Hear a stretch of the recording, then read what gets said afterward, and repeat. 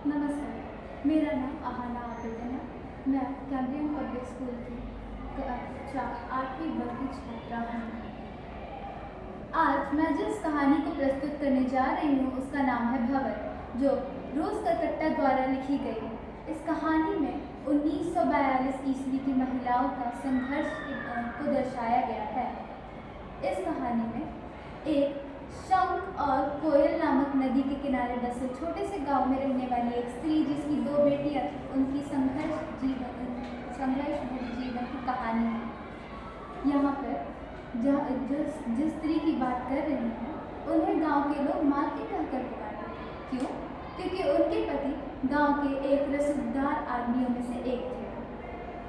मालिक की 3 पत्नियां थीं, जिनमें से सबसे पहले 2 निसंतान स्वर्ग को प्राप्त हुई। तीसरी पत्नी से उन्हें 2 बेटियां हैं। सबसे पहली जो बड़ी बेटी थी उसका नाम था सोनम, जो 15 वर्ष की थी, और छोटी बेटी मंजरी थी, जिसकी उम्र 5 वर्ष थी। जब मंजरी की उम्र में 4 वर्ष थी तब मालिक स्वर्ग को प्राप्त हो गए। मालकिन के सर पर पूरे घर का बोझ आन पड़ा। गाँव वाले अलग नजरिए से देखने लगे, क्योंकि उस समय की सामाजिक हालत कुछ और ही थी। कानून था, पर गांव वाले नहीं स्वीकार करते थे। मालकिन का एक ही सहारा था, कमर। मालकिन का वो सहारा तो था, पर गांव वाले उसे कैसे देखते थे? उसे अलग नजरिए से देखते थे। कुछ समय बाद स्थिति ऐसी हो गई थी कि मालकिन और कमल के बारे में अफवाहें उड़ने लग गई। पर ये सब बातों को ध्यान में न रखते हुए मालकिन ने अपना जीवन किसी तरीके से मुश्किल और कठिनाइयों से जूझकर व्यतीत करने का प्रयास किया। एक दिन मालकिन के कुटुंब रिश्तेदार उनकी ज़मीन को हड़पने के लिए आ पड़े। अपने हलों को लेके वहाँ पर अपना कब्जा जमा लिया। मालकिन अकेली थी, बिना किसी सहायता के। वह रोने लगी वहीं पर बैठ के। जब फूट के रो रही थी तब बड़ी बेटी सुमन ने आके उन्हें चुप कराने की कोशिश की। जब वो शांत हुई तब उन्होंने विस्तार से इस बारे में सोचा, और सोचने के बाद उन्होंने निर्णय लिया कि वह गरीबों की एक बस्ती बड़ाइक में शरण लेगी। वहाँ शरण लेने के बाद वह वकील से जाके मिली। वकील से मिलने के बाद उन्होंने बातें की और अपने ज़मीन के पुख्ता दस्तावेज तैयार करने की कोशिश की। किंतु वकील ने यह कहकर उन्हें वापस गांव भिजवा दिया कि आपके पास रहने का कोई साधन नहीं है खेती के अलावा, आपको गांव वापस चले जाना चाहिए। यहाँ रह के आप अपना जीवन गुजर बसर अच्छे से नहीं कर पाएंगे। यह बात सुन के मालकिन वापस चली गई। वह ठान के तो यह आई थी कि वो वापस नहीं जाएगी और अपने जंग को लड़के रहेगी। किंतु ये बात सुनने के बाद मालकिन को भरोसा हुआ। ईश्वर और कानून पर विश्वास रखते हुए मालकिन ने निर्णय लिया कि वो वापस जाएगी। अपनी बेटियों और कमल के साथ वो वापस लौट गई। एक दिन मूसलाधार बारिश हो रही थी। बरसात का मौसम खत्म तो होने वाला था, किंतु यह खेत के लिए बहुत ज़रूरी था। शंख नदी में बाढ़ आ गया और पूरा गांव मानो पानी में समा चुका था।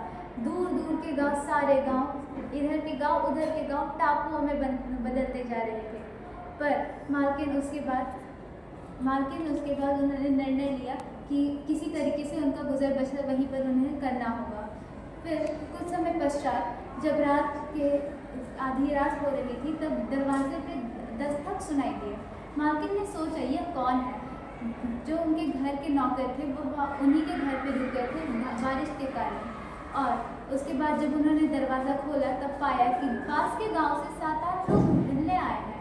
और जब उन गांव वालों से बात की तब पता चला कि इतनी बारिश में वह चौखट पे शरण लेना चाहते हैं। मालकिन को जब ये बात पता चली तब मालकिन ने सोचा कि अरे वाह, कम से कम इस घर की याद किसी को तो आई इतने सालों के बाद।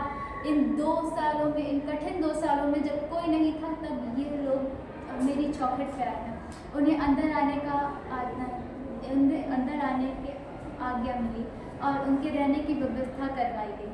मालकिन ने कुछ खाना पकाने के चीज़ें जैसे कि आलू, प्याज और कुछ अन्य पदार्थ भिजवाए। बट बाद में उन्होंने कहा कि हमने शिकार पकड़ लिया है, रहने दीजिए, हम आपके आभारी हैं।